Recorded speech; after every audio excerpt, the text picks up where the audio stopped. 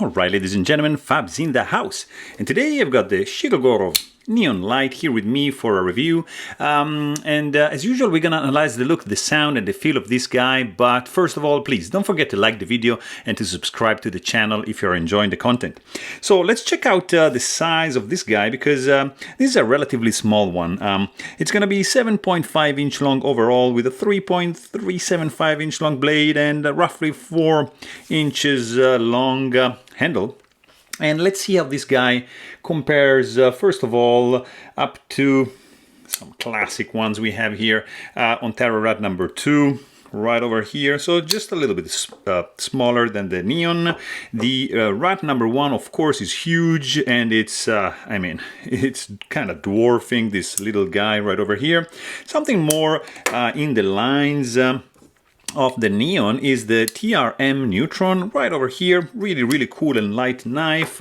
And as you can see, this is the TRM Atom, which is again bigger than the Neon. But if you check the blade size, look at that. I mean, not like cutting edge, not too small, not too short compared to the Atom, for sure. What else we have? Of course, usual suspects here, Spyderco Paramilitary 2 and Spyderco Para 3 right over here. And you can see, like, Neon is bigger, it's longer than the Para 3, but check out the handle size. Kind of like this guy is a little bit longer, but the blade is, of course, much shorter than the Neon. And also we have another pretty nice pair here for you guys. Look at this. This is an amazing regular Sebenza small, and this is a large regular Sebenza in a beautiful web net with cabochon. I mean, just crazy stuff, guys. So you can see, yeah, it's again in between the offerings from Chris Reeve Knives. What else can I show you?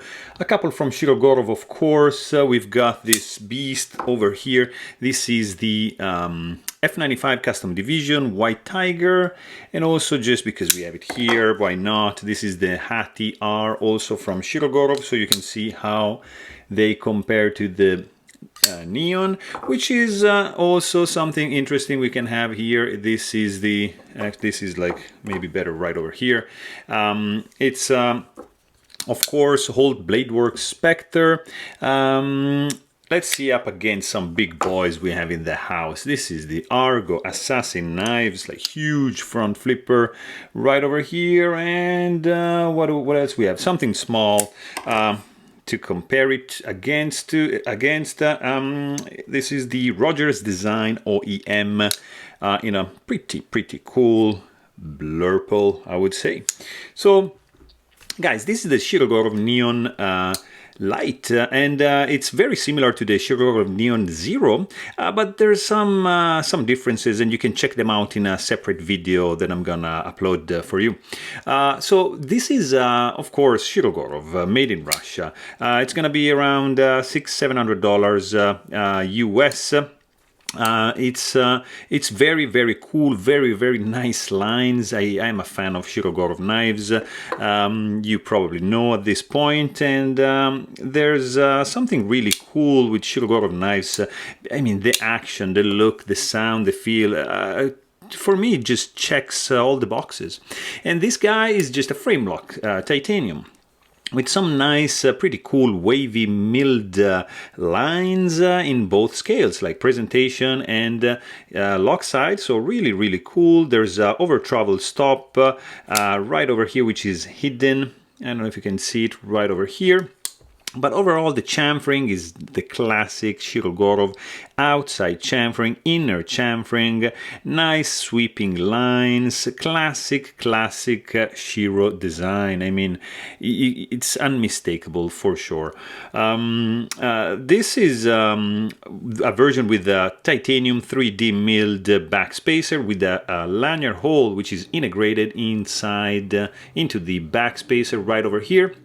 You've got some, a little amount of jimping going on only here in the blade, and just, you know, something like that, which takes see the continuations of these lines over here on the scales, which is pretty cool. Good. I don't know why they didn't do it up to here to match like the full width of these lines. I'm just thinking because they wanted to match, you see, the jimping on the blade. Not a big deal. But you have it there like a nice jimping. Of course, you've got this nice finger groove, which is cut out a little bit to give you access to the disengagement of the lock bar. Really, really nice. Of course, the thumb stud is a little bit designed differently than, for example, your F95 or your Hati or your F3. It's going upwards, you see, whereas usually it's going downwards. And I honestly prefer this guy over here because this is more like for light switch, not really for a push button. I mean, you can still do it, but it's going to be a little bit pointy, so I much prefer this version over here. And you see that there is actually a lock face insert right over here, but you cannot see it. It's just on the inside of the lock bar right over here, and it's acting as a over travel stop bar. So it's I don't know if you can see it right over here. It's very interestingly designed, and it's very, very cool. I mean, there's no lock stick whatsoever. It's nicely designed, guys. Also, you've got the classic Shirogorov custom pivots. You're gonna need a tool to disassemble this one if you don't want to mar these screws, but you can also pull it off with a soft metal coin like a nickel or something like that. But just be careful because you can risk to mar these pretty cool screws. So up to you. But once you do it, just be mindful of the ball bearings, which are going to be loose, not caged, right over here around the pivot. So just keep that in mind. Pivot is not captive, is spinning. So that's one of the, let's say, issues with Shirogorov. So you're going to have a spinning pivot and loose ball bearings right over there. So also something really nice about this guy is the pocket clip, which is a little bit different than this guy over here, which is the Neon Zero, and you can see they designed it very, very differently. If you check the exit ramp right over here, it's much more angled on the Lite than the Zero, so this is gonna tend to snag into your pockets, and this guy is not gonna. So very, very cool. 3D milled titanium pocket clip, of course, hidden screw right over here. Really, really simple construction. You've just got a screw here, and you're done, basically. So very, very simple. Of course, the clip is tip-up carry only. You cannot reverse it on this side. It's just gonna stay there. The blade is 3.375-inch long M390 steel with a full flat grind and some fingerprints on it. You see that Shirogorov is really, really famous for the finish. Look at this. This is like a very, very fine medium stonewash blade kind of thing. It's just ridiculous. You just got some nice jimping over here. Nice thin stock going on. There's no swedge and no chamfering on the top of this blade, on the spine. Just a nice drop point right over here and 40% belly and straight edge up to the classic plunge grind Shirogorov style with nice sharpening choil right over here. And of course the classic chamfering and milling around the flipper tab, which is just really, really cool. No billboarding whatsoever on the presentation side, which I truly love, and M390 logo just right over here. Basically you got the logo only right here, nothing on the blade. Like for example, you have over here you got the bear logo on this side, or in the custom division you have just the custom division logo with the outline of the bear. But I really much prefer, look at this sterile look, really, really clean, just love it. Also what is really cool is the sound. Look at this, very, very nice, clacky and clicky. Guys, super, super nice sound, very pleasant to hear.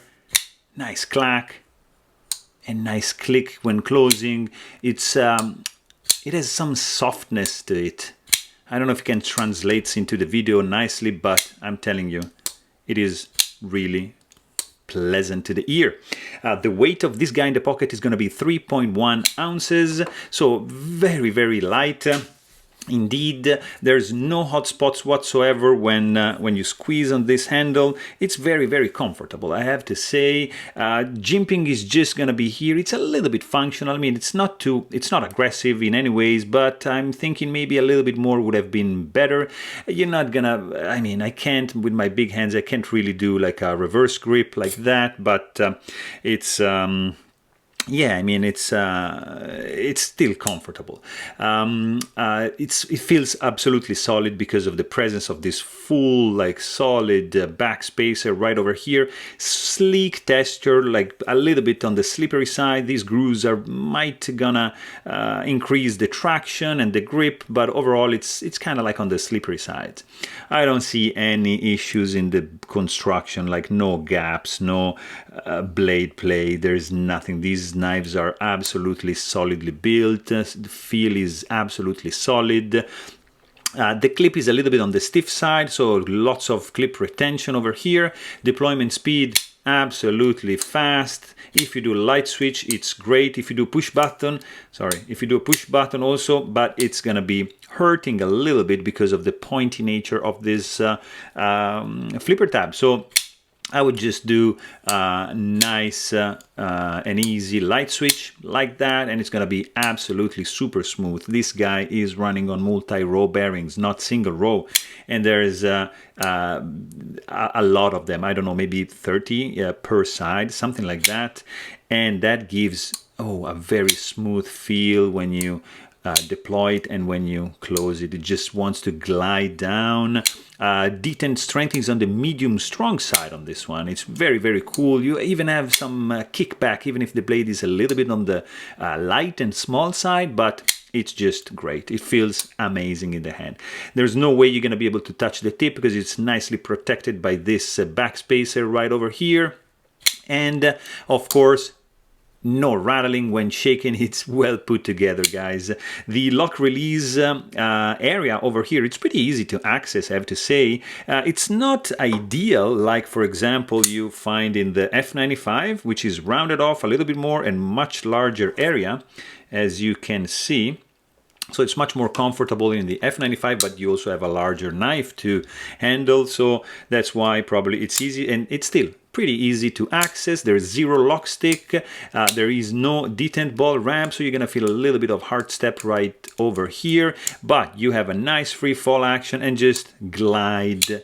Smooth action. You have to wiggle a little bit. This still has to be broken in, so over time it's gonna be drop shut even more, but it's absolutely smooth and a pleasant feeling when you just do this. It's just really, really cool, guys. And overall, it's a great little knife. Exceptional EDC piece right over here. So there you have it. Hope you guys enjoyed this video. Please don't forget to subscribe. And thanks for watching. Stay tuned.